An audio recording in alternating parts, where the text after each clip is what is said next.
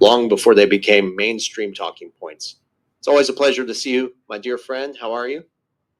I'm pretty stressed out, but I'm doing okay. I mean, isn't everybody stressed out? I don't know anybody who's not stressed out. I know millionaires and they're stressed out. The lockdown and the fake pandemic did a lot of damage to a lot of people and the economy. There's someone, I got to say something. I have no posts and I have no platform anywhere on social networks. And people are imitating me and they're blocking the date behind me there. They're blocking that date. So I'll be moving this around because they can't block what's moving around in a random fashion. I could be a kind of a jerk like this, but I'm not going to do that. I'm just going to move it around and introduce it from time to time because there's a guy on BitChute who's imitating me. There was another guy on YouTube with an incredible. He's got a Southern accent, a Southern drawl. Okay, I have an accentless Midwestern. All right, there's a lot going on, Versan. I yield sometimes. I yield the floor and admit that in many respects, you know more about what's going on with Ripple Tech and with XRP, but I'm moving pretty fast in learning. And in the last, I think, 5 months of the newsletter on golden-jackass.com, I've got an XRP chapter that is over 10 pages long. It is now longer in length than the gold and silver. Let's face it, gold and silver a year or two ago made a lot of news. 2 years ago, 3 years ago, made a lot of news. And now what we're seeing is a culmination. And, someone has said to me, Jim, you're pivoting from precious metals to crypto to XRP. I said, no, I'm not. I'm extending. I've not dropped off gold and silver. I still follow it closely, and I regard almost all of my forecasts for price in gold and silver to have been realized, successful calls. And now what I'm seeing is some people, Versan, I think you might agree with me. Some people are saying this isn't a once in a century transformation to digital finance. It's more like once in a millennium. Yeah. We may not have a transformation to digital for the next couple hundred years, or like what we're seeing now. What could it be? I'm not going to worry about it. Let me just say that we've got a kind of a century event. And it's a transformation where most of the power brokers, like Wall Street banks, London banks, Swiss banks, and to some degree, Japanese banks, they're giants. They have been opponents to the flagship of Bitcoin. And they've joined in a rather nefarious move. I don't like the word nefarious because that's really evil. A complicitous plot to slow down Ripple. And it started about 3 years ago. I now believe, I'm not kidding. I believe that all the SEC cases were frivolous. They knew they would lose. Some were planning to lose. And the objective was not to win. The objective was to slow down what I call the plebeian, common guy investment in XRP. They slowed it down.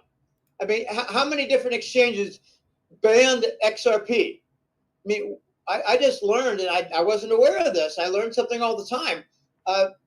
There are a few exchanges that ban Canadian clients.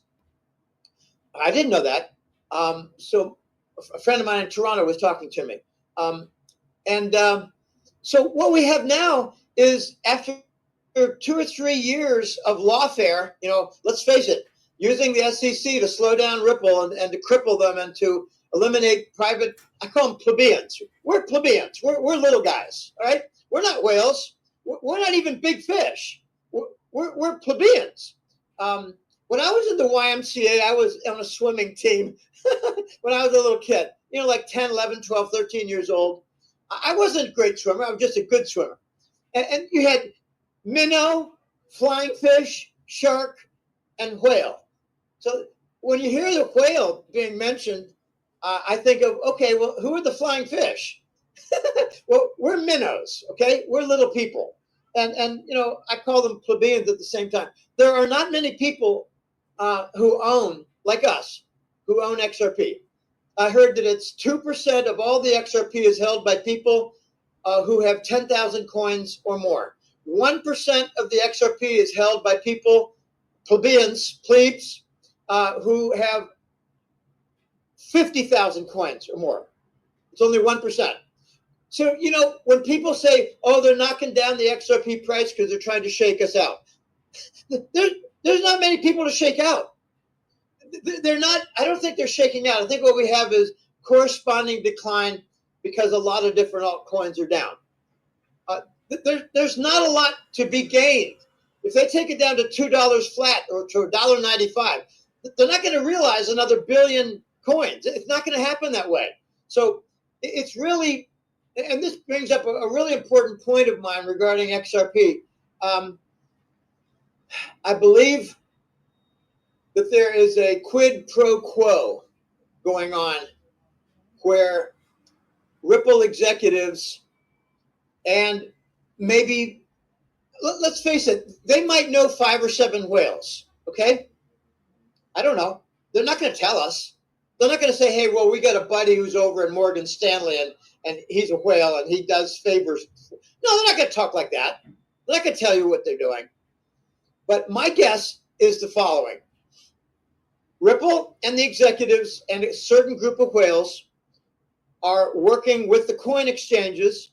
And as we know, they're down 80, 90% in their exchange wallets. I call that the exchange inventory of XRP. Inventory works the same way. Their inventory, their exchange wallets, it's available there for purchases. I've had a couple people tell me I worked with Coinbase. I couldn't get it. They said they didn't have any XRP. Okay, this is already starting to happen. So here's my point. The whales and Ripple, in addition to some coin exchanges, are facilitating a magnificent multi-billion coin accumulation by BlackRock, JP Morgan, let's just say et al. Okay? And who's et al? Bank of New York Mellon, Bank of America. If Goldman Sachs isn't there, I'll eat my shorts. You know what I mean? They're everywhere. The giant squid is everywhere. So what does Ripple and Garlinghouse and this vice president, what do they want in return for facilitating a multi-billion coin accumulation by the big financial firms, including JP Morgan and BlackRock? And I think they're trying to get like 5 billion each, 3 billion coins each. What does Ripple want? A bank license. Fair enough.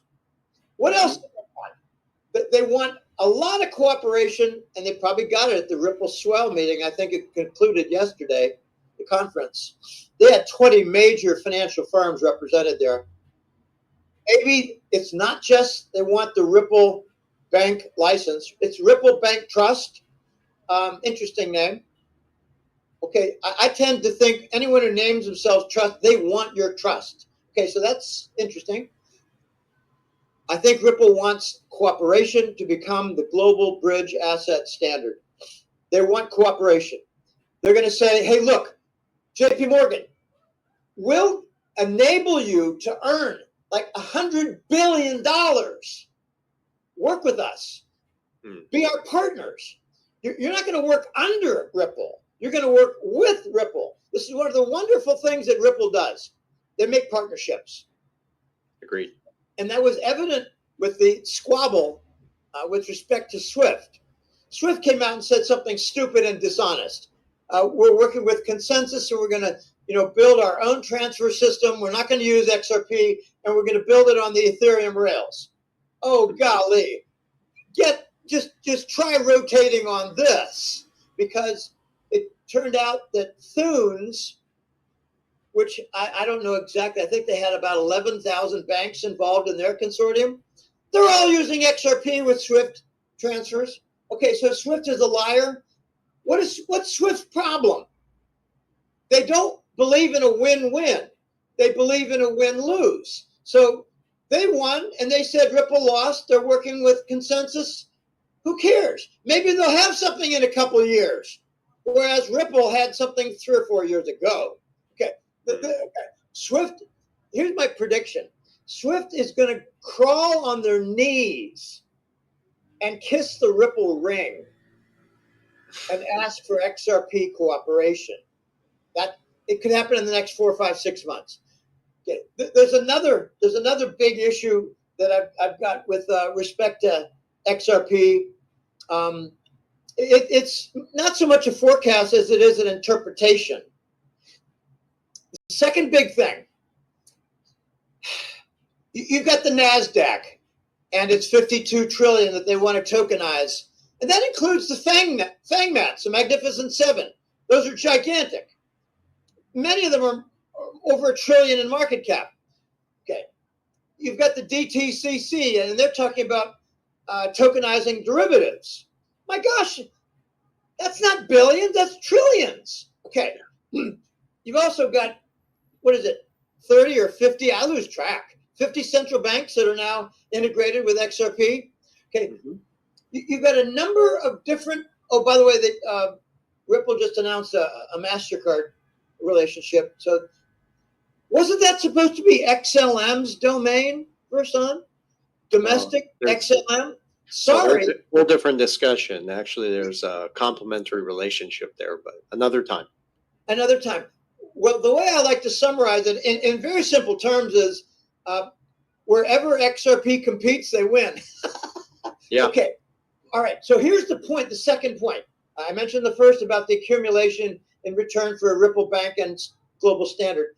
The second point is if a big player like NASDAQ, like the DTCC, like a group of central banks, like in the BRICS, the central banks work a little bit more unified, where the volume is bigger, the savings is bigger. Mm-hmm.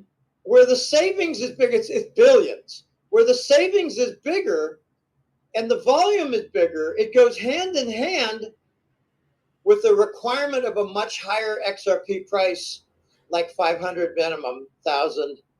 And you know, we're a long way from there.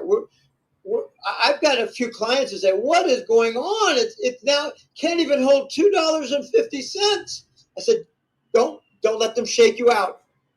They're not going to shake out very many. This is a tree that does not have much fruit on those low-lying branches. There's not much fruit on there. They're wasting their time. Okay, so where the big savings comes for the big players, they're going to be the ones requiring $1,000 price or 500. You know, I don't like people saying, "Oh, you're nuts. You're nuts talking about 1,000."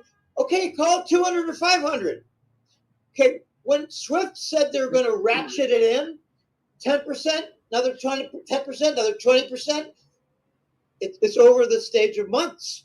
It's not suddenly 100%. It doesn't work that way in the real world. Oh my gosh. I tell you, those two factors, the accumulation and the big player requirement for a higher price, just to make it work. This is exciting. And people need to be careful about what they have. I had a client contact me a month ago, and after he bought, I don't know, I think it was something like $50,000 worth of XRP, he got a phone call. Okay, it's a phone call where the fraud is.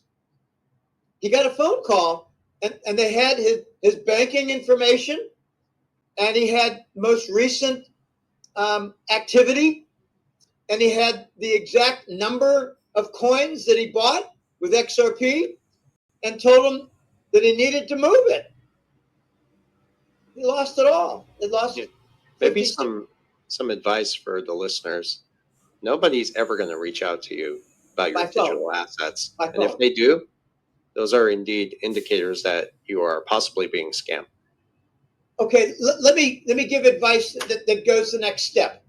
And somebody did this 2 or 3 months ago. He said, Jim, he did a consult call with me and said, Jim, something happened to me. Something happened to me. I got a call. It was my Coinbase account. I got a call. And I said to them, well, if there's a problem and I still see my coins, then how bad a problem can it be?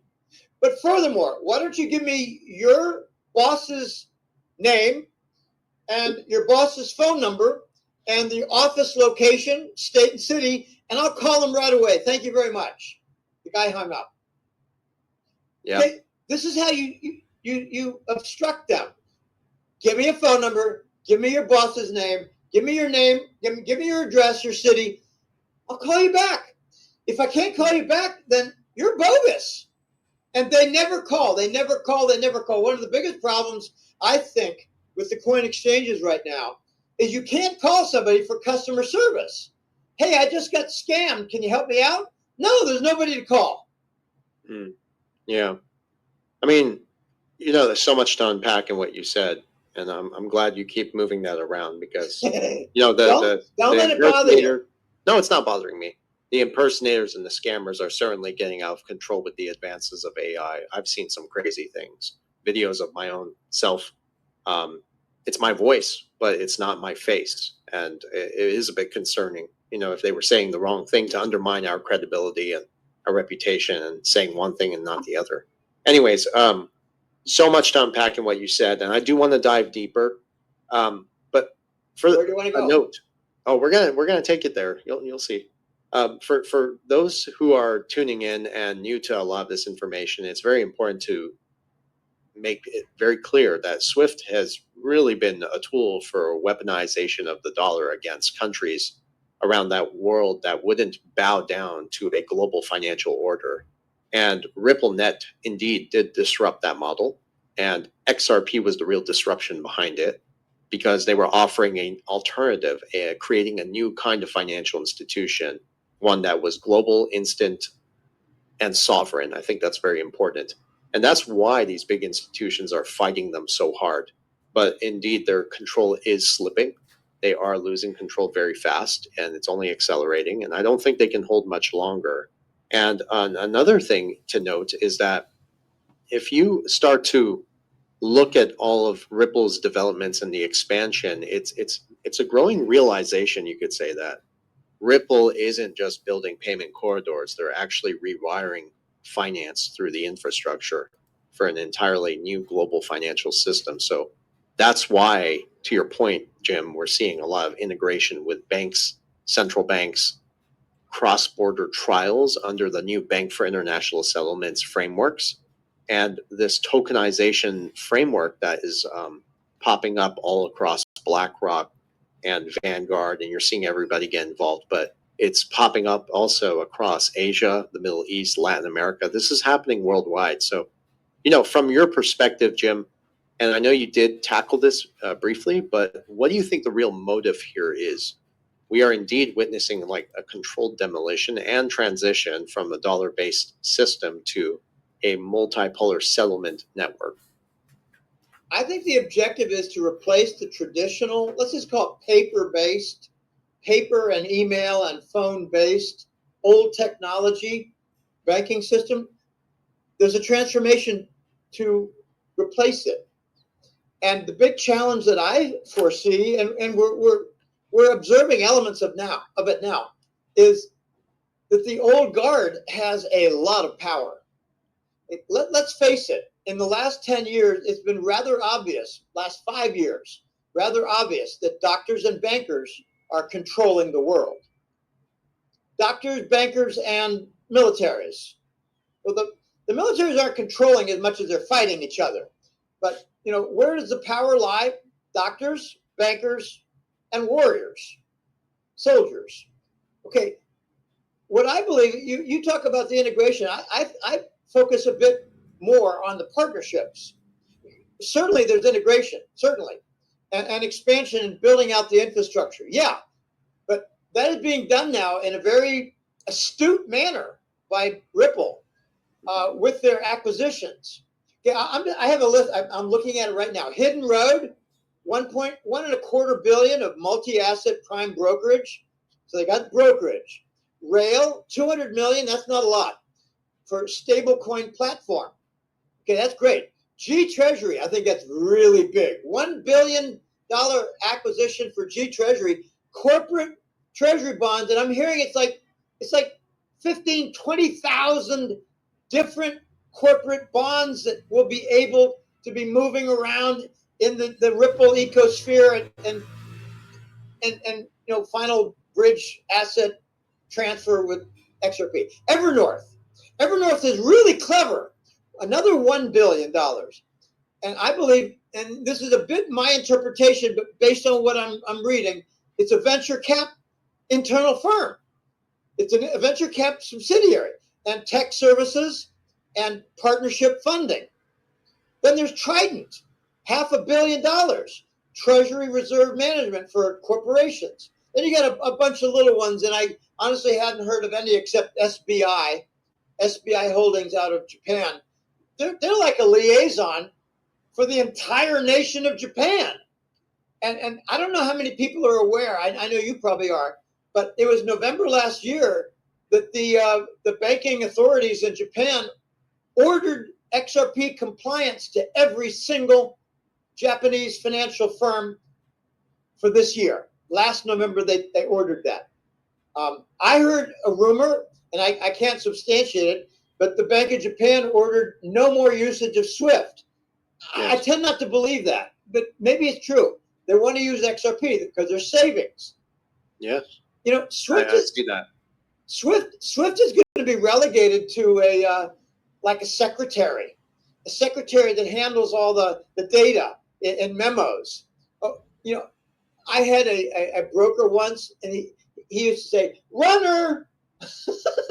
Well, can I add something to? I want to compliment what you're saying because you have been doing a lot of research into this. I'm excited to hear your insights. But one of the other pieces that a lot of people haven't connected yet, this is something Jake Claver has openly talked about, is the reverse carry trade. And, for just some context, Japan has publicly been working with Ripple for many years. Japanese banks already have publicly committed to using XRP by 2025. Here we are. I think it's happening gradually and effectively.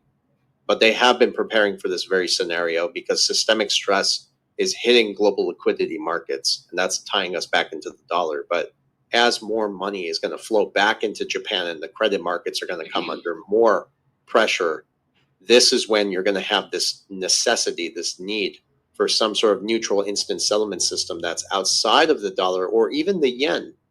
That becomes unavoidable, and that's exactly how XRP can play a critical role in Japanese banking infrastructure as a bridge asset for on-demand liquidity. So it's very interesting to see how all of this is really accelerating. To your point, let me make a third point.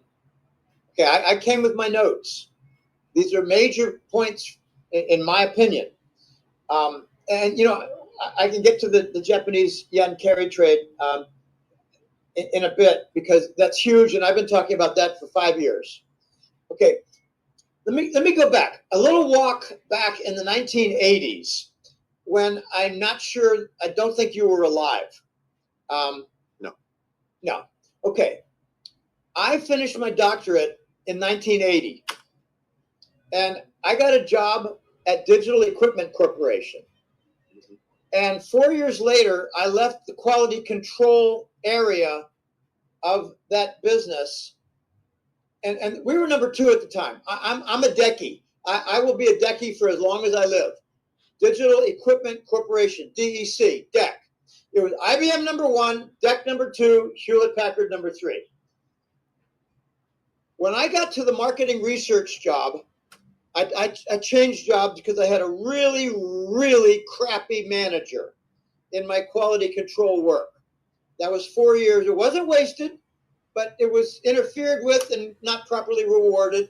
So I took a raise. I took a promotion, and I went into a marketing research group. The first thing they had me do was work on a marketing research survey, big survey, 50,000 in the United States and Europe and England. And what was the focus? Unix. Now, you probably know what Unix is. You've probably heard of C and C++ and C++. Well, no. Okay. There are programming languages in Unix. Okay. C++, and now you got a raft of other programming languages like Python is very popular, and there are a few others that I'm not very familiar with because I predate the Unix. I was in graduate school in the 1970s. Unix came about around 1982, 3, 4. It was from AT&T. All right, why do I bring this up? Because Unix enabled interoperability. Does that zip word mean something to you now? Yes. With XRP, interoperable, different banking systems, different structures. Basically one settlement language. One settlement language and one originating language. Two different incompatible languages. That's why they call XRP the bridge asset. Well, why was Unix big at the time? What was really important back then was that IBM had its hardware, and then IBM had its software built upon its operating system. All proprietary, all private, digital. We had VAX VMS, virtual management system. It was for swapping. Now we know what swapping is again. Swapping has new meaning in the banking industry. Back then, they had swapping for memory efficiency, and you could get along with less RAM because digital and its virtual management system was extraordinarily efficient and a global leader. Okay, so if you had a bunch of software and you had 10 years invested in it at IBM, and then suddenly you're working with a new hardware system like Hewlett-Packard or Honeywell or Burroughs or Digital Beck. Can you move that software over? No, you could not. No, you could not. It was not interoperable. Unix was interoperable. They used to say hardware independent. And we thought, holy shit, we're going to lose our software business. And we did. And we did. So the competition pretty much killed you with the tech. They killed us with the tech to make the interoperable. Now, right. What we've got now is that XRP is interoperable. You can have one banking system like from JP Morgan, and they communicate with a Rome bank, or communicate with a Brussels bank, or a Frankfurt, Germany bank, and it's interoperable. So it doesn't matter. Doesn't matter. Dollars to Deutschmark, no, not Deutschmark, to euros. Dollars to yen in Japan. Okay, we've got a huge advantage with XRP being a leader in the interoperability. And after I heard interoperable about 20 times, I thought, sounds like Unix in the 1980s. I'm telling you, Unix was a revolution in the computer industry, and XRP is going to bring about a revolution in the banking industry from its interoperability. Yes, and that, to your point also, that's what's so interesting about these discussions. Like, a lot of people think we are indeed heading towards like some sort of digital chaos, but what we're actually watching is a controlled consolidation. And through these features, like interoperability is an example, but ultimately this does leave XRP with only one option. It basically means it's becoming that settlement layer that will underpin not only fiat, but digital currencies, stable coins, etc., tokenized commodities, bonds, and even carbon credits now. And when people start to ask, the question about market cap, and I dismiss market cap really. I don't think it's not something that, it's a really stupid one, yes. Or even price range, you have to understand, like, what are we truly looking at to handle the magnitude of all of this, right? And that's when we start having those discussions about a very high XRP price. Let me quote Jake Claver.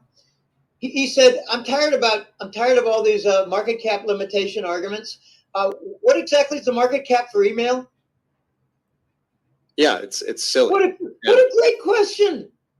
Well, what if you had to buy some tokens in order to use your email? What's the email token going to be worth? What was it worth in 1980? What would it be worth 10 years later? another 10 years later, another 10 years later. Would it not be worth hundreds of trillions of dollars? Yes. Yeah, but in XRP, it's a bit different. And I totally agree with that and the sentiment behind it. But when a lot of listeners, they start to look at XRP, first of all, they treat it as a token. They don't realize it's been mixed in with a lot of the nonsense out there. But in XRP, liquidity is not necessarily about how many tokens actually exist in the circulating supply. It's about how much value can actually move through the system overall in each XRP itself.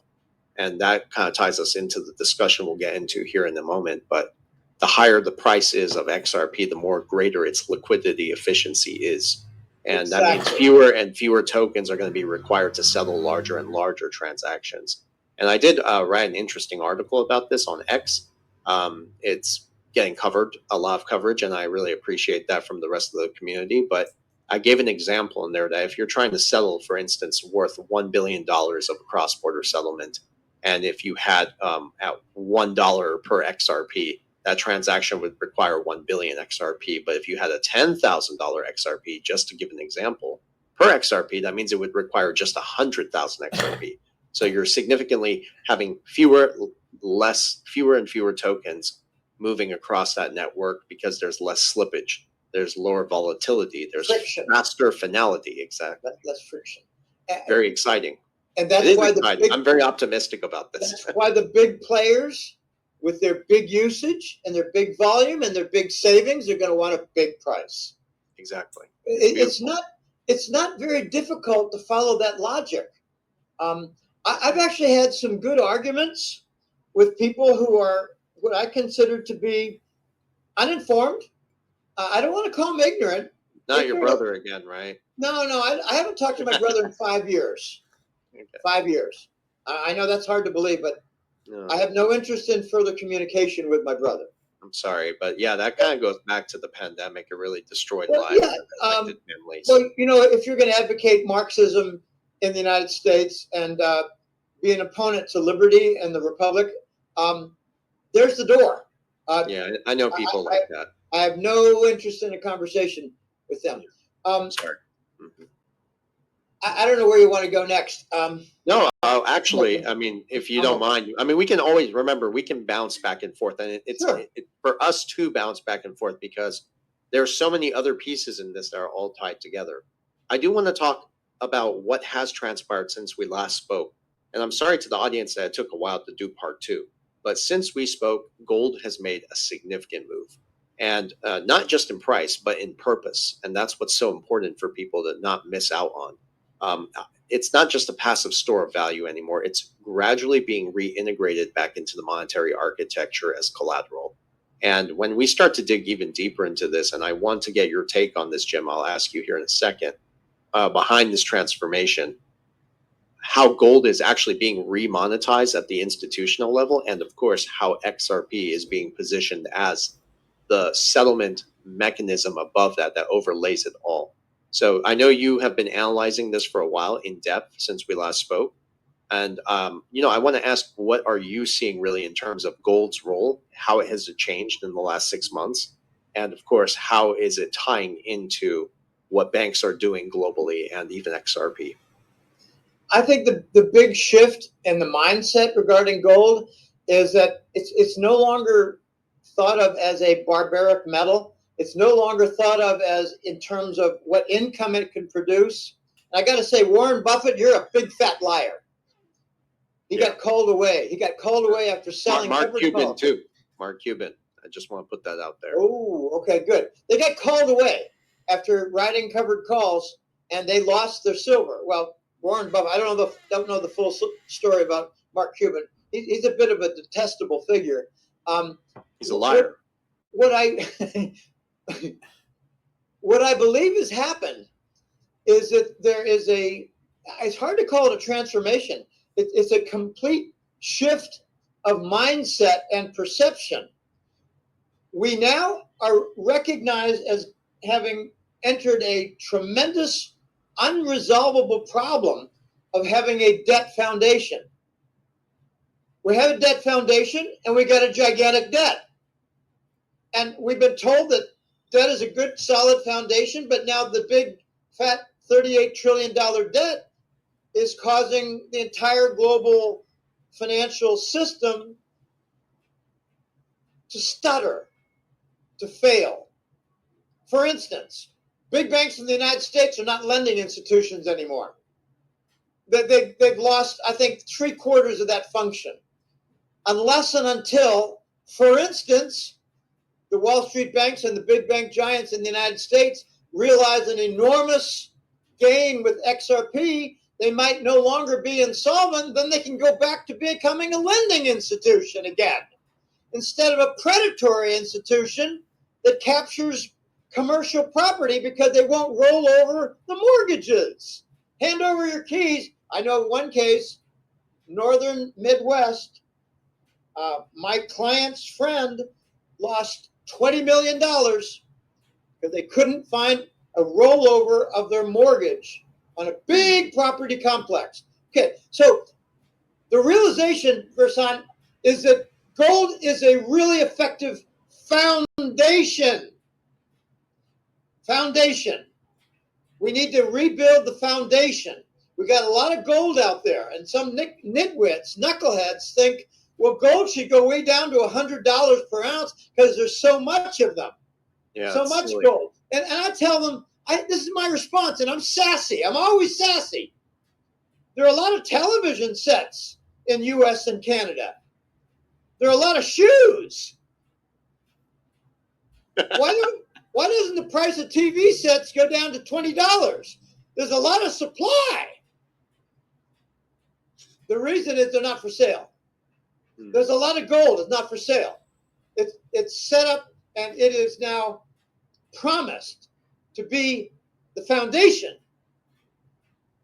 And I'm just waiting for more and more digital assets to become gold related, linked to gold in some fashion. But I don't want to go down that road. I want to focus on how there's a widespread global recognition that the king dollar has destroyed the global foundation for finance.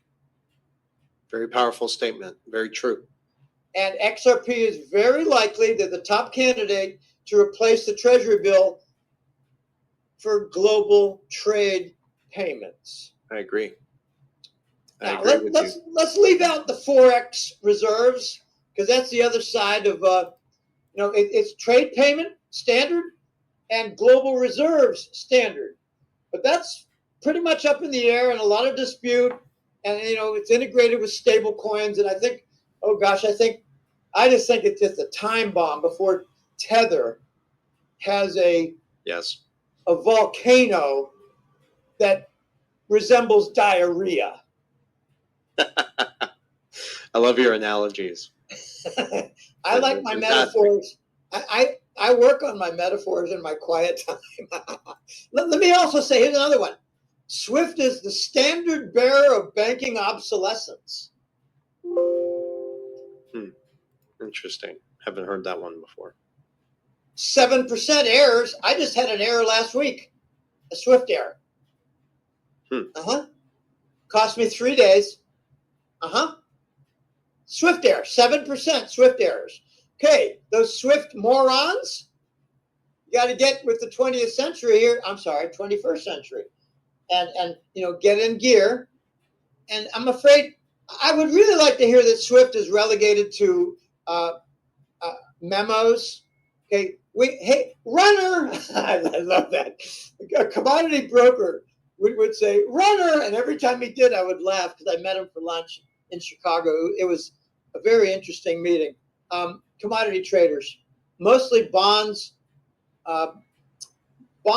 currencies, and not a lot of other things. S&P futures, stock futures, but not cotton, not copper contracts. No, there was, what is it? The euro dollar contracts. We had lunch and I learned a bunch of different things. Runner. I want SWIFT to become the runner, and the runner for managing the Ripple XRP transfers. Okay, we're ready. We're ready, Ripple. We're ready. We got A and B all set here. No nostro vostro. I did my job with the memo because that's all I do now at Swift. Oh my gosh, Swift! If they're not careful, if they pick the wrong fights, they're going to be shown the door. I think it's already happening little by little, but a few things to tackle on what you said over there, and going back to gold too, because one thing we could look at, there are so many moving pieces to all of this, but one thing we can certainly look at is the U.S. debt. They say it's 37 trillion. I put a tweet out today. I don't agree it is 37. In fact, I think it's way over 150 trillion because you have to factor in. 100. Yeah, maybe even two, right? But you have to factor in Medicare, Medicaid, Social Security, government expenses, the black budget, and that is something bigger. And I think over time, when with all this other frameworks being put in motion from the central banks and so forth, and all the gold buying, there's certainly another quiet story happening behind the scenes. And my point, though, is that it's going to get to a point where eventually blockchain, when we're talking about RippleNet, it's going to expose and provide that transparency that's going to show the full picture. And I think that's a kind of moment where you could start to see gold really be at these very high valuations, like being reset, revalued, if you will, like $10,000, $20,000 an ounce. It's not fantasy, it's just math. We've spoken to people in the past who have been in the financial sector, in the gold space, specifically in Switzerland. They came up with the numbers in 2022 that gold should have been 87,000 an ounce when you factor in everything. And where am I bringing the money supply? That's one piece of it. Certainly, I agree with you. But in essence, what I think is playing out is that gold, again, being integrated back into the system. For those, listen, the analysis is not theoretical of some of the things we've talked about here. And you and I talked about this before, maybe 2 years ago.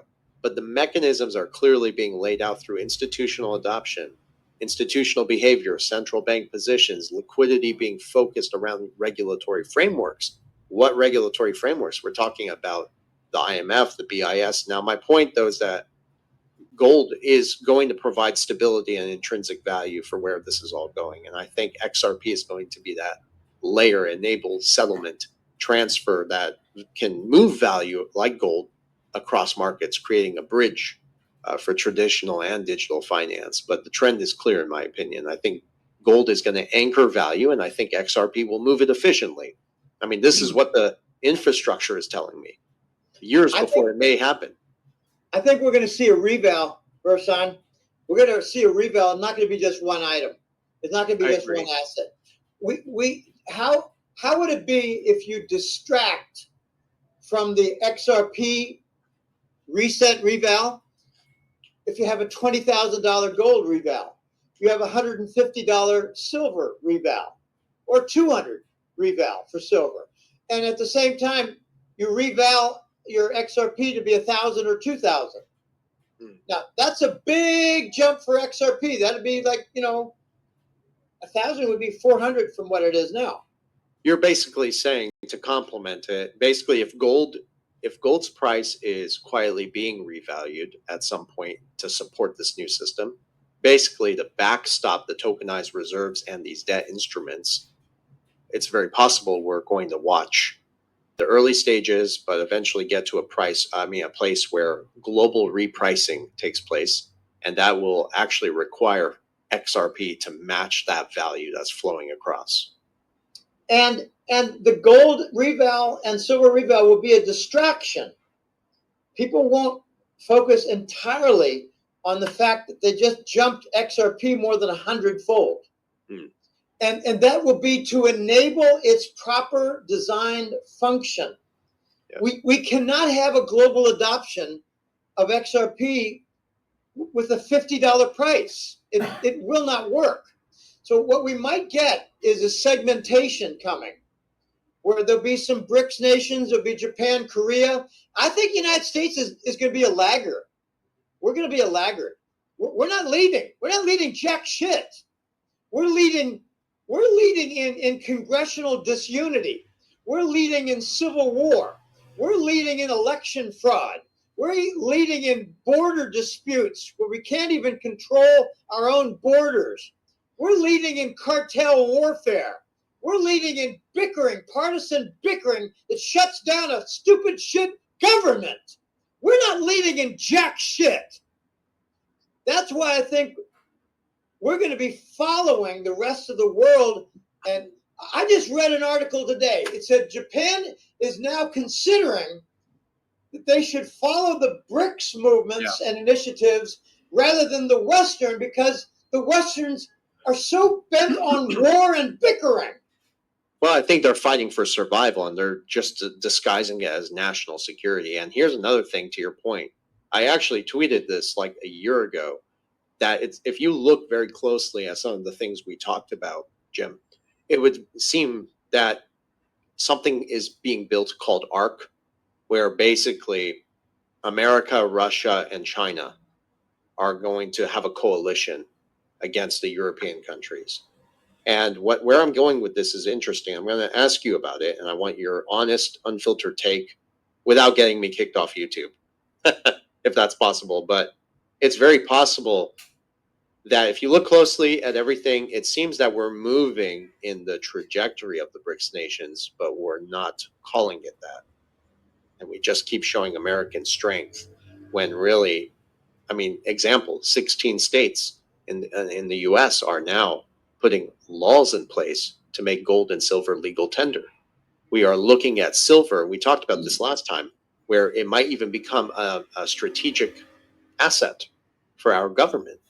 So if you look closely, right, yeah, that was very interesting, exactly, right? So when you start to think about these things, and this is where I want to get your thoughts on, because this really ties this conversation together at a much deeper level. For many years, we've talked about this, but we're now talking about the restructuring of global finance. We're talking about gold re-emerging as collateral. We're talking about XRP forming that digital settlement layer. But behind all of this, and this is where the other discussion comes in, there's that old story of the old guard, the entrenched financial power structures, the deep state, the banking cabal, whatever you want to call them, this architecture. These are the same entities that control the legacy systems, intelligence, defense, big finance. Do you think that they're going down, or are they fighting right now? And, what are your true thoughts about this ongoing battle? Because I think while we're witnessing some form of decentralization expand, we're seeing also the opposite take place, the rollout of digital IDs, the tokenization of everything, own nothing and be happy, the increasing control mechanisms that are wrapped in language and innovation. You know what I mean?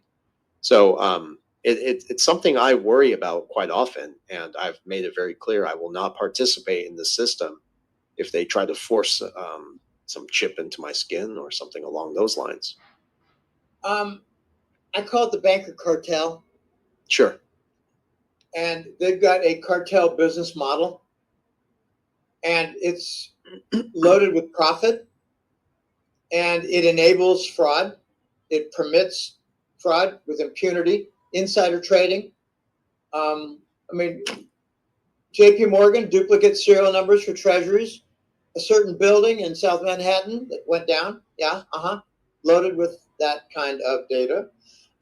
I believe 9/11, I'm sorry, that infamous day in September, 24 years ago. Thank you. That was a bank event. That was a banker event. I believe the banking cartel is now on notice. You adapt to the digital framework, or you're obsolete and you will not be able to compete. You will not be able even to be included and integrated. I gave an example to a client during a consult call. Imagine there are four big banks, maybe think of them, four Wall Street banks. And one of them says, we don't want to join the digital transformation. We don't want that architecture. We don't want that. We're going to stick with what we have. We're comfortable. We're comfortable. We know what we have. We're comfortable. And we got a nice business profit model. We're comfortable. 6 months later, they're out of business. Okay, so adapt, get integrated, or become obsolete. You're not going to be shown the door. You're going to be outside looking in. All right, so now the whole battle changes form. Verson, this is really delicate stuff. Oh, I know. And here's how I put it in real terms now. BlackRock and JP Morgan said, we want to be involved in the control of this. Ripple, how do we do it? Work with us. We're not going to hand you the keys of the kingdom and have Ripple with a bank license, and we all work with you. And before you know it, Stellar has a bank. Before you know it, Hedera has a bank. Before you know it, other, Cardano has a bank. And then all of Wall Street's working for you guys. It's not going to work that way. So BlackRock and JP Morgan asked Ripple, how do we get there? Can we become partners without killing each other, without crushing each other in competition? And that's why I think they're holding it down under 250 with XRP. And that's why I think BlackRock is looking for 3 to 5 billion coins. JP Morgan is looking for 3 to 5 billion coins. And a couple of other Wall Street banks are looking for the same, so that they can earn $100 billion and be major players for the next chapter. Yeah, that's a very interesting take, and I do appreciate it, because I've thought something very similar too. My brother and I have had this concern. We feel like we're witnessing this very strange convergence. You have decentralization on one hand, and you have centralization happening simultaneously. Because blockchain was really built to empower sovereign individuality, transparency, et cetera, et cetera. But on the other hand, we do see giants like BlackRock, Vanguard, JP Morgan tokenizing assets and inserting themselves as gatekeepers of this new digital economy. And that's almost, in my eyes, they can't execute the trade. They can't execute the transfer. Without XRP. Exactly. Right. Yeah. That's the partnership. But this is where it gets weird, though. It's almost like the deep state. Two things to this. Okay, deep state realized, we can't stop this technology, so they decided to co-opt it to a degree. We can argue on that. They're trying. But then there's the other side. This is where stable coins come in, because stable coins change the dynamic of the conversation entirely, because they're being used now to provide a new source of liquidity that can extend these kick the can down the road cycles even further. That means institutions can manage systemic risk and maintain broader market stability, sure. But when you look at, for instance, stable coins overall, and yeah, sure, Tether, we can definitely tie this to Tether, but the proposed digital dollar, it gives the perfect example of what we're talking about here, because it allows the US Treasury and the Federal Reserve to expand the reach of the US dollar in a digital format. And this is essentially basically the deep state getting its hands into the pie.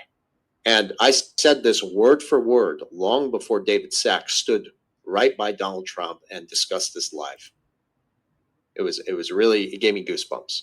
So I think that's their mechanism to get their hands into this ecosystem. But they still need XRP. I think the stable coin is the bridge. The key word is bridge. BlackRock and JP Morgan. Those two, if you can solve it for them, you can solve it for the rest of Wall Street. You can solve it for the big regionals. I'm going to show you something. BlackRock and JP Morgan need a bridge to the digital world. Go ahead. This is it. I did a whole report on this in detail. This is one of the bridges they're using with the whole stable coins. Stronghold. This is what they're using to get a lot of the value on chain. And like you said last time, so what if they use Bitcoin? So what if they use Ethereum? Let them bring it on board. Remember that? Yeah. Yeah. So they're using this technology to do it. It's one of them. Anyways, I've researched this thoroughly and I've shared it with the audience before. And by the way, anyone investing in crypto, this is certainly a massive opportunity. Oh, I think that's easily 100x coming. Oh yeah, absolutely. I heard about Stronghold 2 years ago, and I've got hopefully for me. No. I have a client in Texas who's loaded up with Stronghold. Okay, the key is bridge from one world to the other, and Cardano's. Oh gosh, I can't think of his name. The Cardano's president. Charles Hoskinson, if I'm not mistaken. Hoskinson, something like that. Anyway, yeah. He basically raised a white flag. What he said was that, okay, reading between the lines, the interpretation of what he said was that Ripple has won. Ripple's strategy has been successful. Ripple and XRP are bridging the old traditional banking world with the new digital world. And Cardano's mistake was to be too pure, was to be too exclusive with digital and no relationships to tarnish and dirty their hands. Cardano did not want to talk to Wall Street and BlackRock. Yeah. Ripple did, to make them partners. Ripple is going to be the bridge asset to link the giant financial firms and financial markets. And not just that, but the big financial departments for the giant corporations. Like, yeah, I mean, Apple's financial department, IBM's financial department, Apple's financial department, Amazon's financial department. They're huge. Well, yeah, XRP is becoming a global reserve asset. Then we can say this. There's no argument over it anymore. We're hearing the word Treasury Reserve. Treasury. XRP. I think in the early stages, absolutely, but later on down the road, no doubt, XRP by intrinsic design is supposed to absorb value and consolidate value.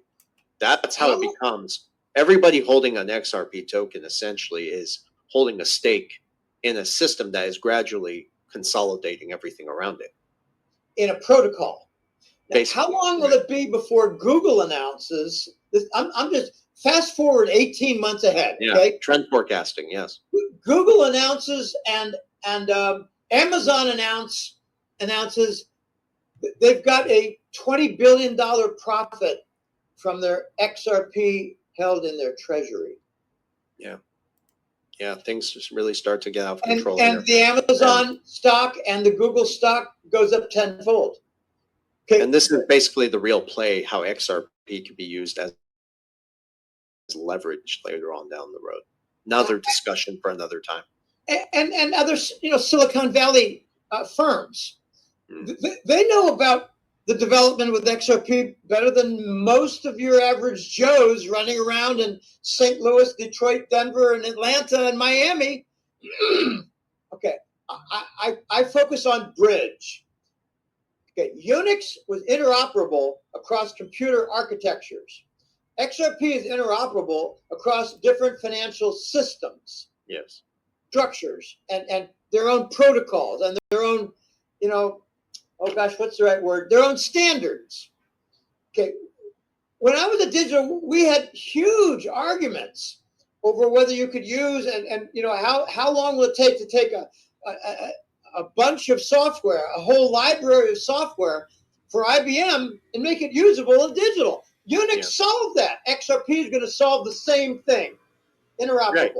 Yeah, and that's why it's so important to recognize that it's a complementary ecosystem to a degree, but there are assets that are going to form some sort of natural hierarchy of finance. You will have like a kind of a central bank. I think Ripple is on its way to becoming that, a bank, basically a trusted custodian. Yes, and an alternative to central banking.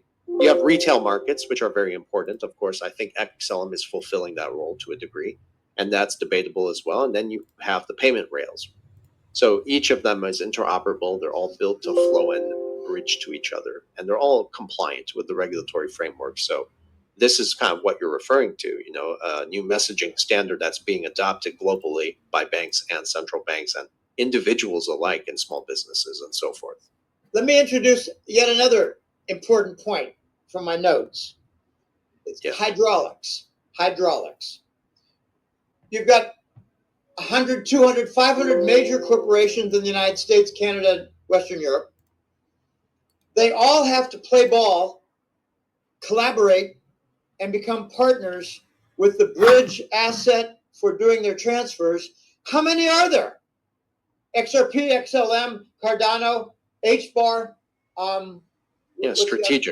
Strategic assets. How many different strategic corporations are there that have the coins, the altcoins that work? Cardano. There was one more that I missed. I can't think of what it was. No, I said HBAR. But you can count them in. I know they're in there for a fact. XDC. XDC. I thought XTC was going to be a major player for stock market transactions until NASDAQ got introduced to XRP. Everywhere XRP competes, they seem to win. Okay, this is very exciting. Okay, the hydraulics. Here's the point. You got 1,000 different companies, and they're all funneling into 7. Yeah. There aren't 700 majors in the crypto digital world building out the infrastructure. Yeah, it's consolidating all value. Mm-hmm. It's consolidating value, but there are only a few of them. Right. Therefore, they're all very likely to go up 1,000-fold. I agree entirely. Jim, I mean, listen, fantastic discussion. I did tell you I do have another call approaching here shortly. However, there is something. If you're comfortable talking about this, I know you are. But before we wrap up, I do want to bring this topic up, and I'm going to start talking about this little by little because I think it's important. So what I want to get your take on, and I think it is even connected to some of the other things we talked here today about global coordination, control, and even potential psychological operations. It gets a little weird here, but if you see a lot of the narratives being said about major disclosures coming in 2026, now this is around the UAPs. Are you familiar with the UAPs, or what most people call the UFO thing? I mean, the mainstream coverage around this has grown exponentially. I don't think that's an accident with the direction everything is going, whether it be political or financial, because it's really the financial system that underpins society and our behavior behind it. So the speculation now is not everything that we've been told. I don't think it's organic. I think it's mostly BS, what's coming out, as far as how the narrative is being set. Now, I do remember, and I have listened to people in the past, where the founders of NASA in the early days, and we can all translate NASA and see what that means. I don't want to say it here. But one of the close colleagues was warned that eventually there would be an engineered false flag event, which would be a staged scenario involving an extraterrestrial threat, used as a final underlying force, you could say, to bring all nations under a one world government. And now I'm not saying that's guaranteed that it could happen, but I think given the circumstances and how the narrative is being set and what we've seen with the global coordination during the pandemic, other crises, how do you think this narrative could be used to consolidate power? I'm just curious what you think about all of this. Okay, this is a good opportunity for me to share a philosophical strategy that I've had with my newsletter for 22 years now. It's 21 and a half years. If they talk about it and it gets out there in the discussion, it ain't gonna happen. Interesting. Okay, now let me give you some exact examples, precise examples. It was somewhere around early 2023, and we heard that there might be a nuclear detonation in Poland, and they might blame it on the Russians. False flag. And I said, therefore it won't happen. Then we heard that there might be a Marburg pandemic explosion. Marburg, which is a combination of smallpox and Ebola, laboratory produced. It might happen in the United States. And I just started monitoring, and after a few months, I've heard it about 20 times. Therefore, it's not going to happen. Put it out there 20 times, it's not going to happen. Why are they doing it? They're doing it so that it won't happen. I mean, it's possible they're doing it to keep us distracted from XRP too. I think the white hats have a supercomputer simulation at work, and they realize the same thing I do. If you talk about it 20 times, it will not happen. So let's get the Marburg out there 20 times. Let's get the alien invasion out there 20 times. Maybe they'll do the attack and they'll do it on the sun, but they'll do it at night. I totally understand where you're coming from. Okay? No, I get it, Jim. But okay. I one thing I know for certain is that the tech that you see and hear a lot about is real. When I was an undergraduate, I was at Rice University and I was studying nanotechnology. And one thing I took a very close interest in was quantum trapping, anti-gravitational force fields, and how essentially you can indeed extract energy from the vacuum of space-time. And that's essentially the empty space between us. It starts to get really weird. It's over my head. Yeah. So, like, obviously the tech exists. So where did that come from? The tech is there. Is it something else? I mean, I think the alien colonies are deep in the ocean. I've seen many videos regarding U.S. Air Force tracking, and then all of a sudden, hey, they just went into the Pacific, 220 miles east of Los Angeles. We can't track them. And the Tic Tacs, the Tic Tacs they talk about, the little items they call them a Tic Tac. It's just a nickname, but it's a monitor, and it moves tremendously fast. Okay, I have one instance that's close to home, and I don't want to mention locations and I don't want to mention names, but I was told a story where a friend of mine actually saw an event, and what he does is he likes to look east for the sunrise, and he has a home on a hill, and he looks over the valley here, and it's a 30 to 40 mile valley. And he saw a purple dot far in the distance over the mountains on the other end of the horizon. And Verson, he counted 6 seconds that it went overhead to the other horizon. Yeah. 30 to 40 miles in 6 seconds. Yeah, it's very fast. Now, okay, this brings about some easy napkin math. 6 seconds is 1/600th of an hour. So you multiply 30 or 40 miles by 600, and you get 18 to 24,000 miles an hour. That purple dot moved. And my question to him was, what was its altitude? I mean, I don't say, whoa, that's really cool. I come out with questions. I asked, did it make any noise? He said, no, silent. How high was it? He said, it was up there. I couldn't see any details on its structure. It was probably 10,000 feet. I said, then it had to be really big. If you saw a dot, that had to be like maybe 100 meters big in diameter. He said, very possibly.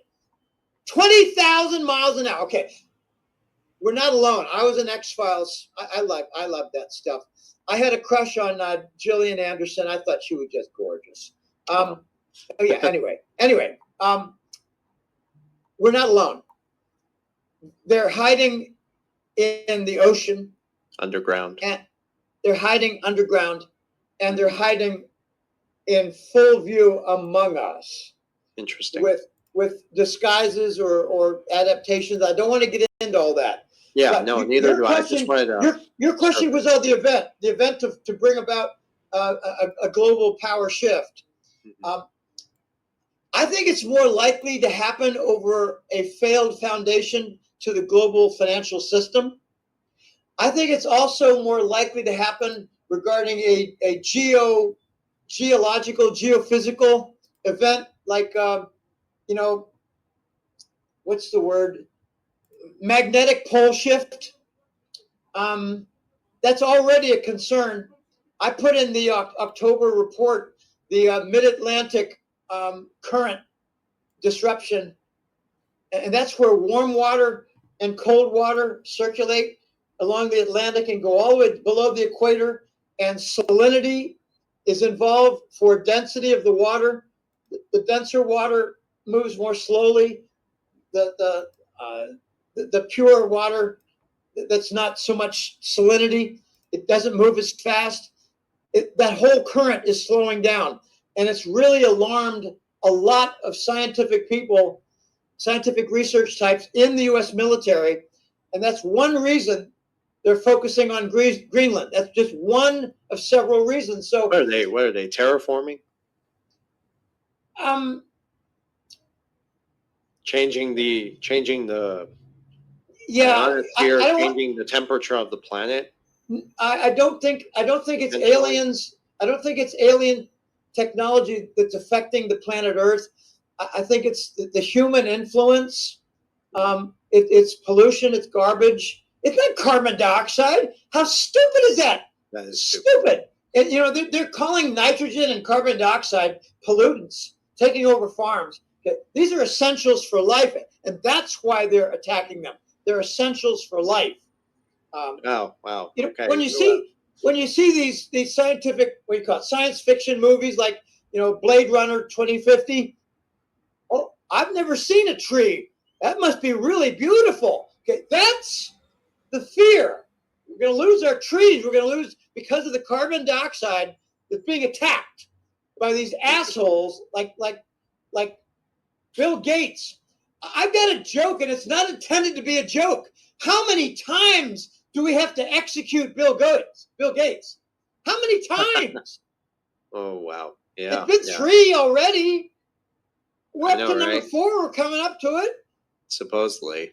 So, yeah. All right. So, okay. This was terrific. Thank you for answering that. I think it's the financial failure. That's the event. I appreciate that. Okay. I can see that. Certainly. There's a reason to it. So I guess then the real question for the audience, it's not whether we're being visited, but whether the idea of being visited becomes really the final pretext to fully integrate us into a digital order, possibly. I'm not going to throw it out there either way. It's very clear. And from my insiders and friends I've spoken to, that 2026, you're going to see a lot of information come out. So, both in terms of what's been disclosed, what's going to be disclosed, and what's eventually going to be deployed. Jim, as always, Can I close with a brief comment on silver? Please. My apologies. I should have. The word is unobtainium. The shortages are dire. They're drastic. They're severe. And we have already begun. The United States and Trump has already declared silver and a couple of other metals as a strategic national security asset. Mexico is doing the same. They're doing it in a lot different manner. Russia is not, I don't think they're sharing silver for export. I think China has already locked down. Okay, so we got 4 major nations. Mexico is a major nation. They've got close to half the silver production on the planet. Mexico is a silver mine with a bunch of land on top. Okay, that's Mexico. Okay. National security metal competition is coming for silver, and that'll take it to 200 or 300, 400. I can easily see that. I forgot to mention this, and I should have asked about it, because when I get a lot of this in the comments. Gold and silver are my 2 top buys. I've been buying platinum recently, but silver definitely complements gold. It has a monetary instrument and intrinsic value. Yes, we're going to see some squeezes. Paper market is coming to an end little by little, and blockchain will solidify that as well. But next time we'll talk about silver a little more deeper. And if anyone's looking to learn a little bit more information on silver, you can certainly follow Jim and even my dear friend Andy Scheckman. I know you and Andy spoke a while back. Yeah, we know each other. Yeah. Well, listen, it's been Andy's a great guy. Andy's a brilliant guy. I learned from him. I love Andy. Yeah, he's a good friend. Let me just say about gold and silver, don't be alarmed at the consolidation here. It got ahead. It went parabolic and went above its trend line. It has to calm down. It'll meet up with the moving averages and move upward again very soon. Don't know how long. They are. I mean, see, these conversations can go on for hours. Yeah. They are re-leveraging as well. So that's another side to it. So many interconnected reasons. But to your point, I certainly see that. But we'll have to. Golden-jackass.com.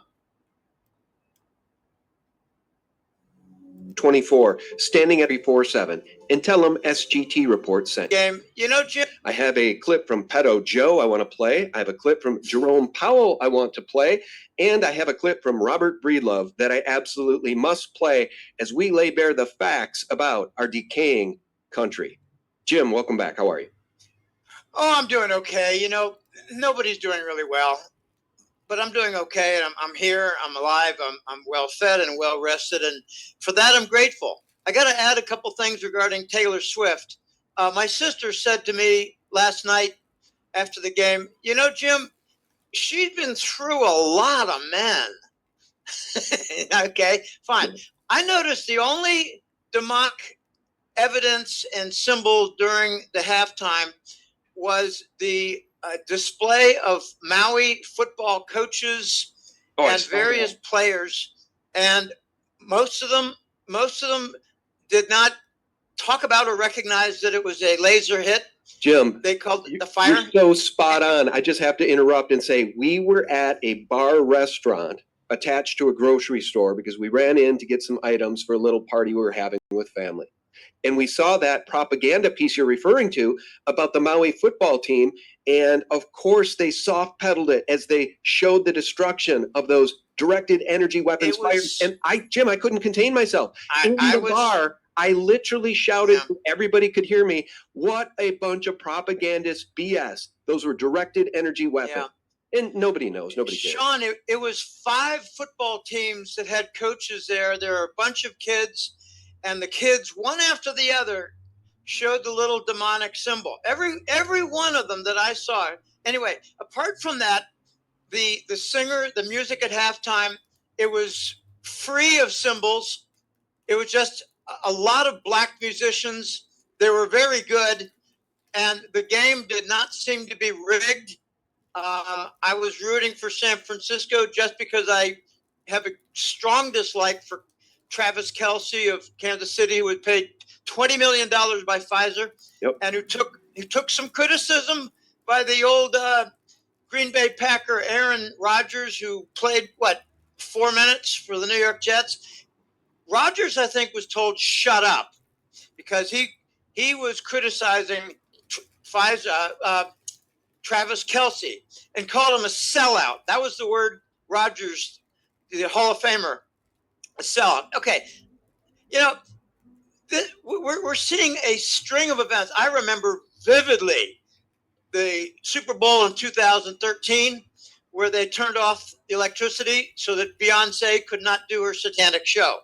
Yeah, okay, this was I think the powers that be, the White Hats, the White Alliance, whatever you want to call them, they've given warning. If you get out of hand, we're going to cut you off.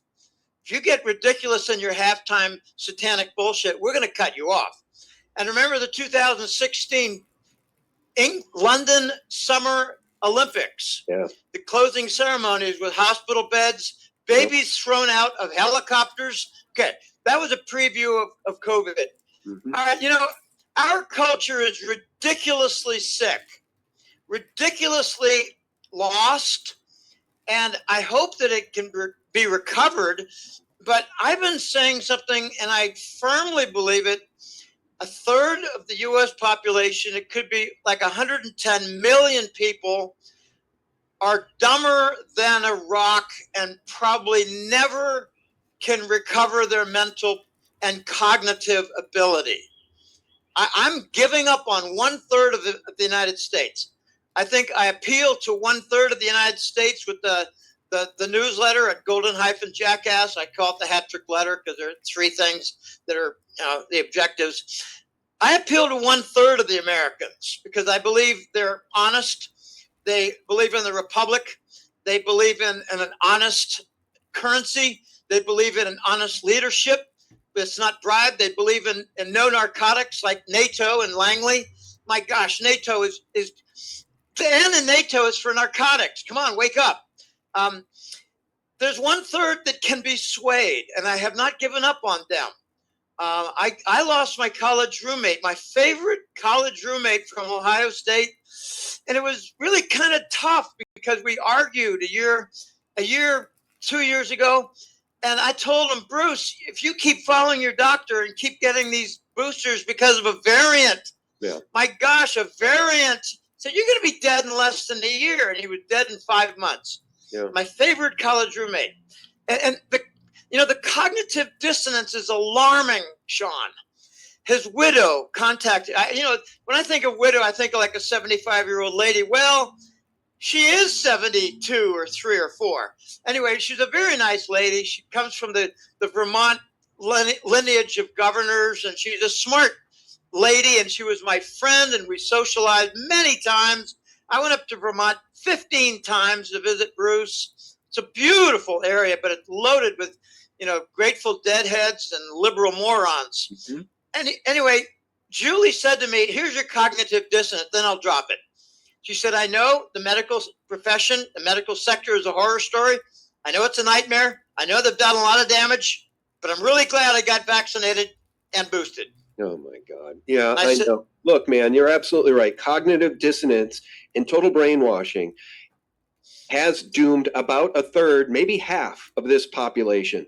And some people are waking up, and I'll show you, at least to some extent, why. We're going to turn our attention now to economics in the economy and the dollar and precious metals, maybe even a little bit of Bitcoin in this conversation. $34 trillion in debt.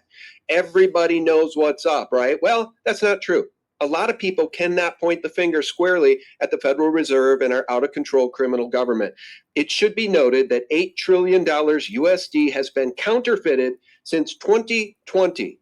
And so, dear leader, this idiot in chief whose presidency has been an unmitigated disaster, says Kyle Becker, I couldn't agree more, had this to say about the out-of-control inflation situation. I don't know why they would ever let this man speak publicly anymore. And in fact, they really don't. But this is what appeared yesterday during the Super Bowl. The Super Bowl Sunday.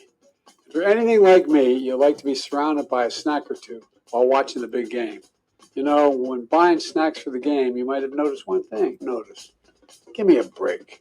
Is the national debt a danger to the economy, in your view? In the long run, the U.S. is on an unsustainable fiscal path. The U.S. federal government's on an unsustainable fiscal path. And that just means that the debt is growing faster than the economy. I have the sense this worries you very much. Over the long run, of course it does. We're borrowing from future generations. Okay. Let me be really clear, and I do have another clip to play, but coming back to you, Jim, they're not borrowing from future generations. They are stealing from future generations, and they're stealing from this current generation, too, through the counterfeiting. $8 trillion has been counterfeited since 2020. Well, you could focus on the counterfeit. I focus on monetization of debt. The counterfeit is horrible, no doubt about it. And something like 60% or more of all the dollars in circulation have been launched in the last few years, like 3 or 4 or 5 years. These are ridiculous notes on our U.S. government debt. Okay, Jerome Powell said something that was really quite blockheaded. He said that in the long run, this is a threat. Well, the long run, I believe, applies to this calendar year.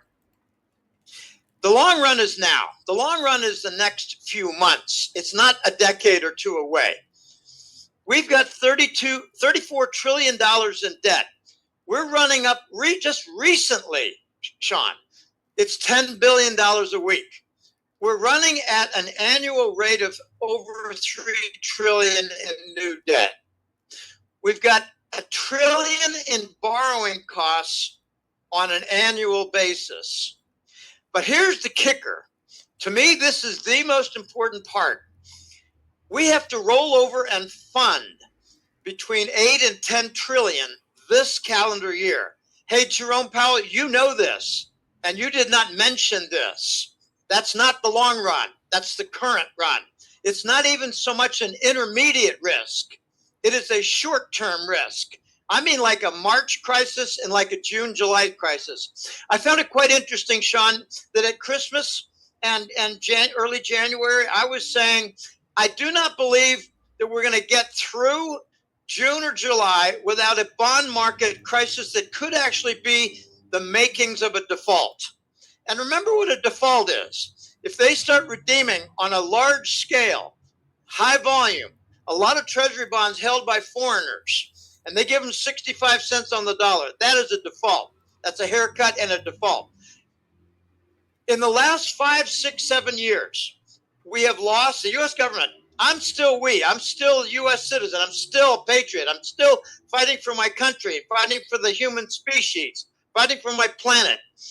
In the last 7 years, we've lost The U.S. government has lost the confidence of foreign bondholders and the potential bond purchasers. As a result, we've had to abandon the 30-year bond and very little issuance of the 10-year bond. I call it bond.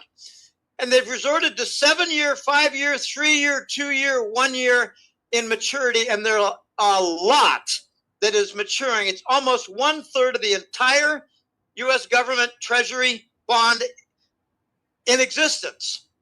1/3 of them. If you don't count the treasury bills, we got $8 trillion to refund this year. If you count the very short term, we got almost $10 trillion to refund this year. We cannot fund these. We're seeing record volume of foreign selling of treasuries. We're seeing chicanery.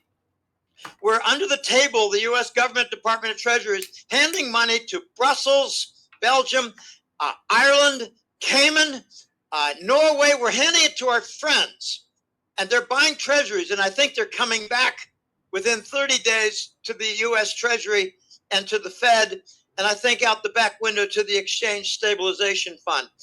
Rob Kirby was murdered over the ESF. He told me, I believe, Jim, it's got 15 to 20 trillion in it. I said, I think without any great information, I think it's 5 to 10 trillion.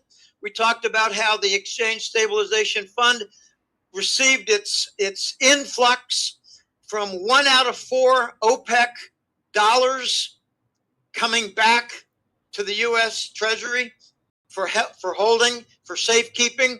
That's a tax. Okay, that's how they funded the ESF. Okay, that's a dangerous topic. Let me leave it alone. Rob Kirby had a bi-weekly column in Moscow, and it was, I'm afraid, it got him killed. We cannot fund and roll over 700 billion a month. We have trouble with 100. Therefore, I believe by end of March, we're going to see the markings of a very big credit crisis. And by June, July, we're going to see, I think, the markings of a bond default. I didn't finish my point. A number of other really good analysts started talking about June, July being breakdown point. Breakdown. There are 3 or 4 that come to mind. I'd rather not mention them. They're kind of competitors, but whatever. We're all in the same battle together, but there are a couple of them I don't like. They just happen to say the same thing I did. And I thought, oh, that's interesting, because I didn't get affected. I wasn't pushed. I wasn't influenced by their analysis. Actually, there are a few top analysts who I read very sparingly because I don't want to piggyback their work. But there are times when Tom Luongo will go off and make some great analytic points, and I pick up on them, and I second some of them, and I learn from others, and it's really quite a good experience.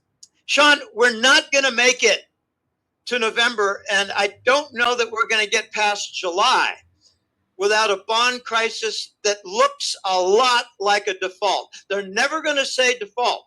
Never. They're going to call it a crisis. They're going to call it a lot of strain. They're going to try to print their money out of it. But, you know, printing money to get out of a bond problem, bond crisis, is going to cause another round of very powerful price inflation. Now, that moron in chief, he's a fool, and I don't waste my time watching him much. I just got really good intel. Another intel drop from a guy I call Florida Wingman. We talked over the weekend. He said, Jim, I got a new contact in addition to my other contacts at CENTCOM in Tampa. And this guy is a retired U.S. Army Ranger. And the Ranger told him that there are a couple things that are very important. There are 18 known men now to wear the Biden mask. 18 men. And another thing is they have developed the technology from MK Ultra and beyond, where they can send messages to human beings, and it enters their skull, and it enters consciousness. That's voice to skull technology. It does exist. And Yes. By the way, I'm not going to go off on a tangent here with that whole MH370 investigation, but there is technology that exists that looks alien to us because it is so advanced. This is my opinion. It's not even an opinion at this point. I mean, Nikola Tesla hidden technology, just one of many examples. MH370 superconductor technology, perhaps another example. But what I want to do for the audience is just get back to the basics. And, I follow this stuff, and sometimes it's hard for me to track everything. So I try to keep it simple, right? KISS, keep it simple, stupid. Every time I've tried to educate my peeps about the escape pod that is Bitcoin, I've been met with resistance and ignorance, going all the way back to 2015 when I bought my first 2 Bitcoin at $355 each. Peter Schiff's decade-long nonstop Bitcoin bashing has cost many among my audience fortunes, which I think is sad. Why am I bringing up Bitcoin? Well, because I think Robert Breedlove is one of the sharpest guys in the Bitcoin space, and here's what he has to say about the counterfeiting of our money. 2008, $700 billion. 2020's $6 trillion. It is exponentially more systemic theft each time. Where the culture has become trash, case in point that Taylor Swift clip I led with, how in the world could it be that this criminal stinking government continues to issue debt? And here's the math. $10 in new debt gets them $1 of growth. It's counterfeiting, and it's waking up the plebs, man. People are pissed off and they're fed up. And that's why Bitcoin is attracting so much new money. By the way, as we're having this conversation today, because of the BlackRock, Fidelity, ARK Investments ETFs, there's 10 new ones, Bitcoin ETFs. Today alone, as we're having this conversation, February 12th, $500 million in inflows into those ETFs, into Bitcoin. People are fed up, man. They want out of the dollar, Jim. It is what I regard to be the official underground alternative currency. The official underground global currency. Underground. And it's not going to go away. As long as you got corrupt money, you're going to have resistance and you're going to have usage of an alternative. And there's a lot. I had a big educational experience 2 years ago when an Asian Pacific Rim client of mine said, Jim, we need to talk. It's Christmas. We got our hair let down. Let's talk for an hour. I want to teach you some things. And he taught me a lot about Bitcoin. He taught me a lot about some of the smaller crypto coins, the tokens. And he said there's a tremendous amount, it's in the billions each month, of movement of money by way of Bitcoin and by way of these minuscule priced tokens. For instance, Shiba Inu, they ramped it up 100-fold, and they moved a lot of money. They paid off a debt internationally, went across continents, and then they removed some of the intellectual property and deflated it again. And all this time, it went up 100-fold. It was still way under a penny and under the radar. The point is, there's a lot of money that wants to move around that does not want the dollar uber lords watching, taxing, attacking, and shutting it down. So you're not gonna have a world without an underworld, official and somewhat legitimate coin. But I'm concerned that there, still 90% of the volume is controlled by something like 10 people. I'm always concerned about individual dominance in that market, but I'm not a big Bitcoin expert. No. And you know what? I take heat. That's why I tweeted that. I take heat, and I've taken heat every time I bring up Bitcoin since 2015. And to be honest with you, I was wrong about Bitcoin adoption early on. You know who was right? Guys like Andy Hoffman, who I had on. And we'd go head to head on the thing because I thought it was a psyop. But this is the point I wanted to make in that tweet. Guys like Peter Schiff, who continue to rant like an old man blowing in the wind that Bitcoin's a joke, it's a bubble, whatever, despite the hash rate being so off the charts that it is now the most secure computing network on planet Earth. Peter Schiff has cost many people in my audience and his own fortunes. But here's the real question. When this criminal stinking government issues $10 in new debt and gets $1 worth of growth and people want out of the dollar, help us understand when on earth, because I really feel like the minute I start selling my silver out of frustration is the minute it goes north of 100, because it should be at $200, $300, $400, $500 an ounce today. $22, $23 ounce silver. Give me a freaking break, man. I agree with you completely. When you're talking about the extra debt, the marginal volume of debt and the production of economic output, you're dealing with an economy in reverse. We are actually, Sean, and this bothers some people and they find it perplexing. We are in the third or fourth year of a hyperinflationary depression. Guys, apologies for this real quick break. In a word about our sponsor. I'm going to say this one more time. Germs are not the cause of disease, but the symptoms of cellular breakdown. And the causative factors today that we're dealing with worldwide is chemical and radiation poisoning. This could be an antidote. That's what I'm going to say. This could be an So click on the link below and get third or fourth year of a hyperinflationary depression. We got heavy duty price inflation. Products, services, commodities, you name it. Insurance, electricity, fuel, diesel. We got hyperinflation.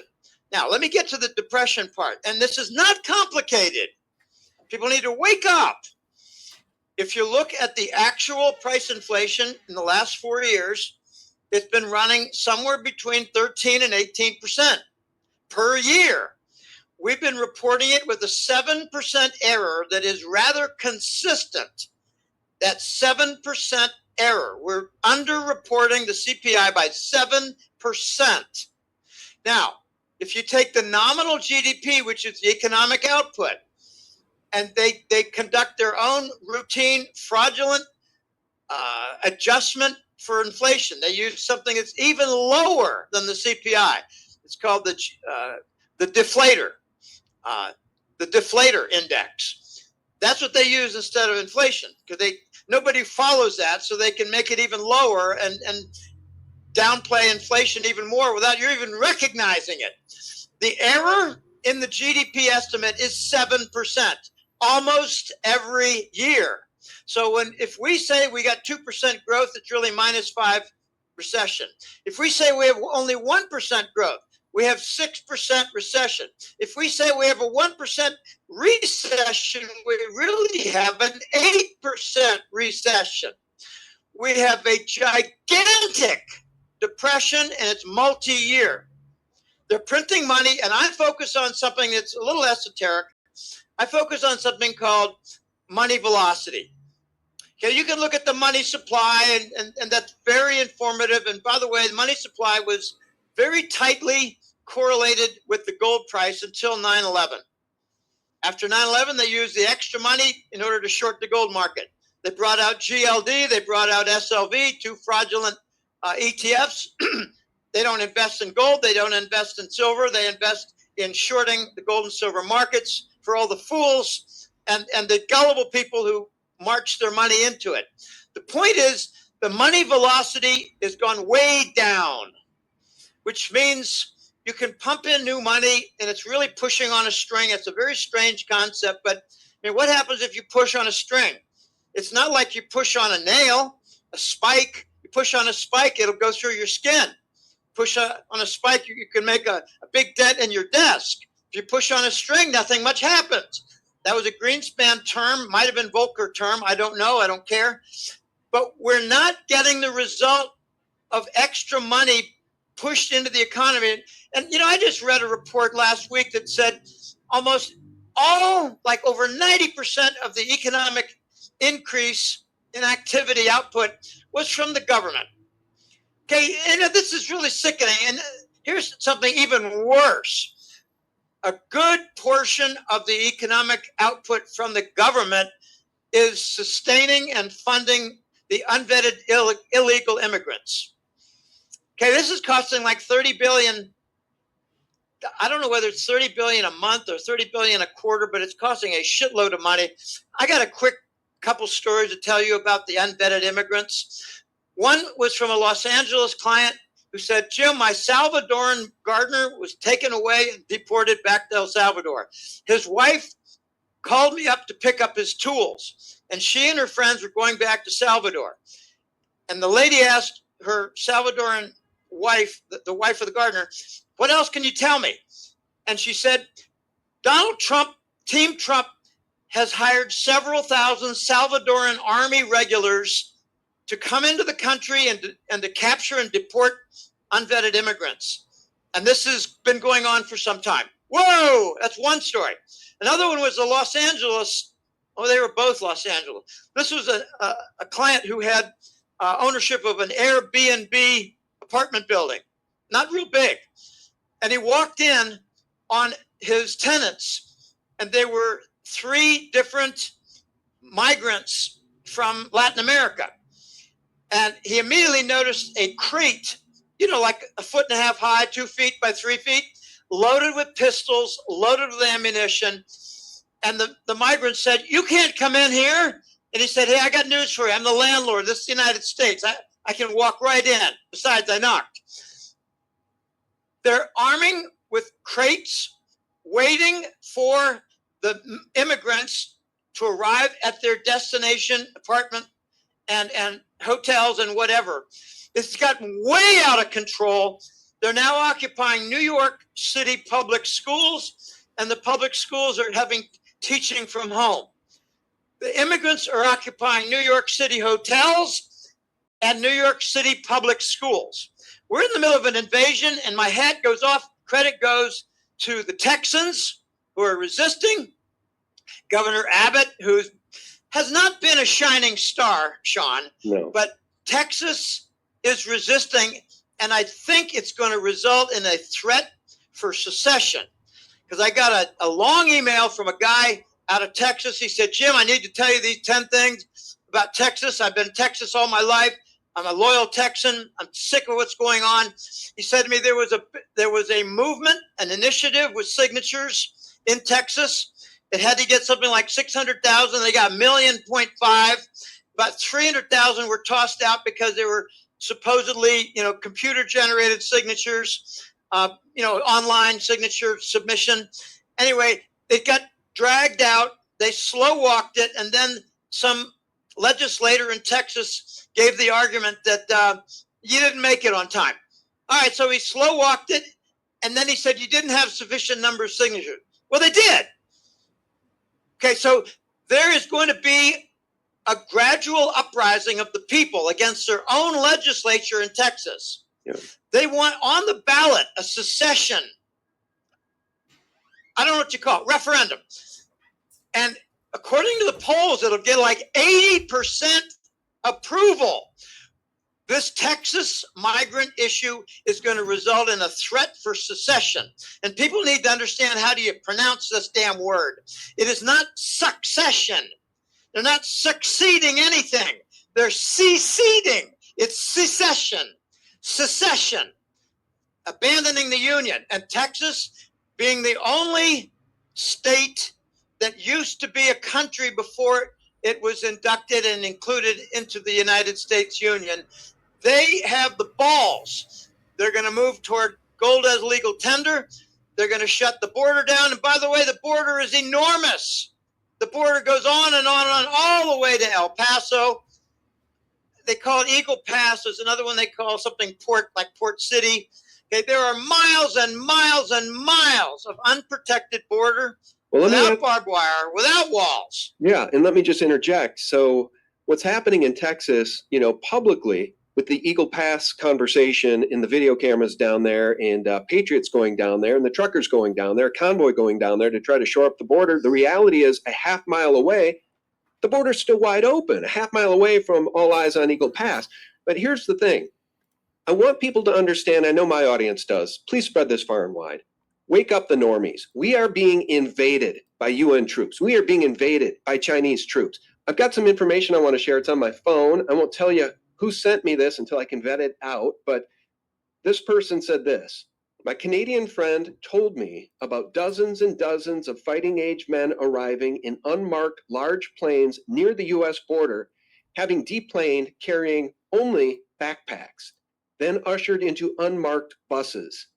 All right, so in addition to that, I just saw a video last night of a sheriff saying the sheriffs around the country and police chiefs around the country have been briefed by Christopher Wray at the FBI, who told them there are more red flags right now, there are more signals intelligence of something terrible happening than there were prior to 9/11. So this is the FBI telling sheriffs and police chiefs, get ready. Terror is coming to our homeland because of the Biden invasion. The man is a total traitor, but so are the rhinos, Jim. The rhinos are traitors as well. The rhinos were responsible in Texas for blocking the referendum from getting onto the ballot in Texas regarding secession. Okay, there's a whole lot more going on with this. I've got some intel from I got two colleagues who are kind of my researchers who supply me information on various things. You know, one guy gave me a lot of information 2 years ago about vaccine and mRNA and, you know, immune deficiency and all the different various things. Now I'm getting information about the migrants. And last year I got information about Ukraine from them, really good, solid information steadily every single week. 1 in 4 of the migrants crossing Texas are Chinese. Okay, we're being invaded. It's not Latinos. These are not poor Latino looking for a better life. Not at all. And the Soros Foundation is now run by Alex Soros, the son, and he's got a lot of protection and a lot of influence with the U.S. government and the Biden show and various, you know, like Department of Justice officials. He bought them all off. Okay, what we need to do is put an arrest warrant for crimes against humanity for Alex Soros and make it a death arrest warrant. Hunt to kill, bounty on his head. We need to have sacked their bank accounts.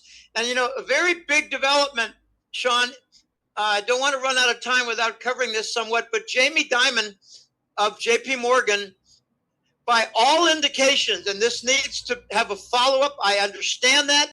We need to, you call it vetting, I call it confirming, you know, I was at Staples, I had a great manager.